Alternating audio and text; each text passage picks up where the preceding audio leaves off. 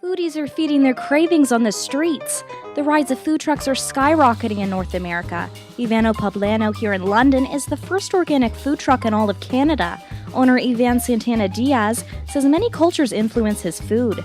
I call it like Mexican fusion. I make quesadillas. The quesadillas, I make them corn tortilla, flour, spelt or kamut. I make it with different stuff. Like I make it with chicken mole. I make it with beef. I use the ratatouille.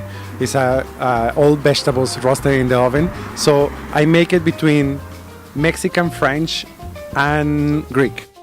Diaz lists what trucks need to be considered completely organic. All the vegetables, they have to be organic. They don't have to have pesticides. Most of the stuff, like the meat, it has to be clean. Like the meat that I get beef from Exeter. Meat is all grass-fed, so that's very clean. All my spices are certified organic. The only one that you cannot find is salt, but I use Himalayan salt because it's the cleanest.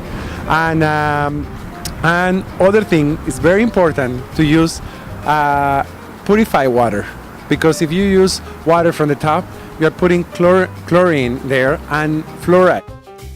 Ivan's passion for organic all began with his Mexican upbringing.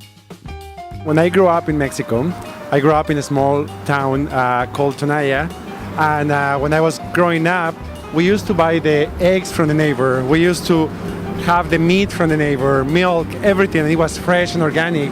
So when I started growing up and I moved to the big city in Guadalajara, and after I moved to Vancouver, I went like this: what's happening now? Nothing is fresh, and the food is not like it's full of pesticides, and like it's sad because growing up like this, now we have to call the food organic. So I say, you know what?